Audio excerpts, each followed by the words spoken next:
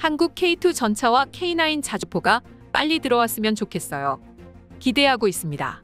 우크라이나 전쟁이 불붙인 유럽의 군비 확장 경쟁이 역설적으로 한국 방산 사업의 무기 수출의 기회가 되고 있습니다.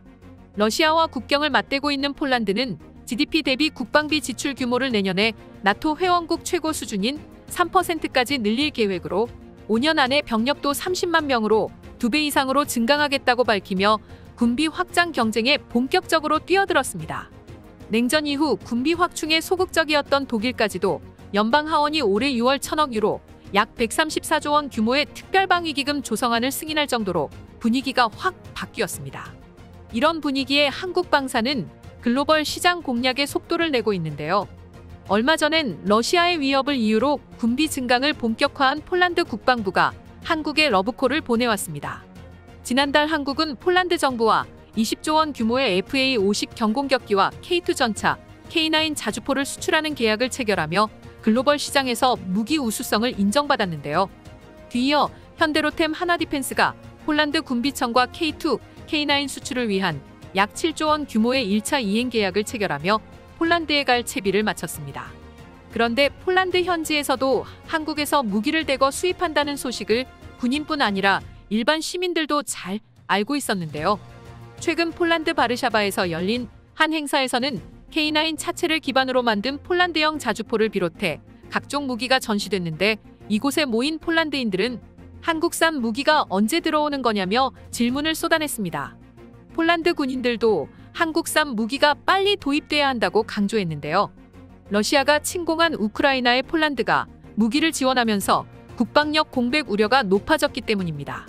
폴란드 국방부는 최근 한국과 대규모 무기 계약을 체결한 이유에 대해 한국의 전차들은 모든 한국 무기와 마찬가지로 이미 입증됐으며 한국이 70년간 평화를 바라며 전쟁을 준비했기 때문이라고 밝혔습니다. 마리우시 부와시차크 폴란드 국방장관은 한국 장비는 최상의 품질이라며 한국과의 협력이 폴란드군의 빈틈을 메우는 수준이 아니라 전략적인 접근법이라고 규정했는데요. 이처럼 한국산 무기에 무한한 신뢰를 갖고 있는 폴란드가 이번엔 또 다른 한국산 명품 무기 도입을 저울질하고 있는 중입니다. 이번에 폴란드가 언급한 무기는 천무 다연장 로켓인데요. 부와슈차크 폴란드 국방장관은 현지 매체 폴스카타임스와의 인터뷰에서 천무 도입과 공동개발에 관해 한국과 논의하고 있다며 폴란드는 이미 K9 차체를 이용한 크라프 자주포 사업에서 한국과 협력하고 있다고 밝혔습니다.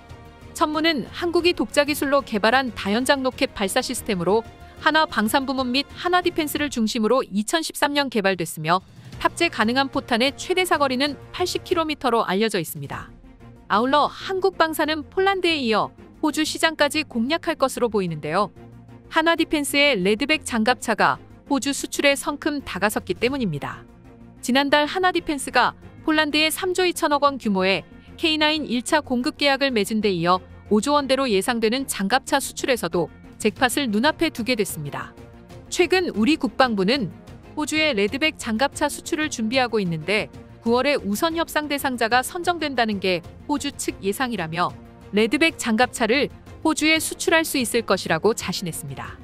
레드백의 대당 가격은 110억 원에 이르는 것으로 알려졌으며 호주의 장갑차 도입 프로젝트 규모를 감안하면 총 계약 규모는 5조 원을 넘어설 전망입니다. 이렇듯 글로벌 진출 속도를 더하고 있는 한국은 최근 국제무기거래 질서를 지킬 대표 국가로 선출됐다고 하는데요. 주요 외신에 따르면 한국은 지난달 제네바에서 개최된 무기거래조약 당사국 회의에서 만장일치로 제9차 당사국 회의 의장국으로 선출됐습니다. 임기는 내년 8월까지로 당사국 회의는 조약 이행 평가 등 주요 사항을 논의하고 심의하는 핵심 의사결정기구입니다. 한국이 무기거래조약 당사국 회의 의장국을 맡은 건 이번이 처음인데요. 무기거래조약은 재래식 무기의 국제 이전 규제에 관한 공통기준을 수립한 법적 구속력이 있는 조약으로 조약이 규제하는 대상은 유엔이 정한 7대 재래식 무기와 전차, 장갑차, 전투기, 공격용 헬기, 전함, 미사일 등입니다. 세계 방산 업계에서 높아진 한국의 위상을 확인할 수 있는데요. 한국 방산의 활약을 앞으로도 더 기대하겠습니다. 세상의 이슈를 연결하는 참 이슈입니다. 여러분들의 많은 의견 댓글로 남겨주세요.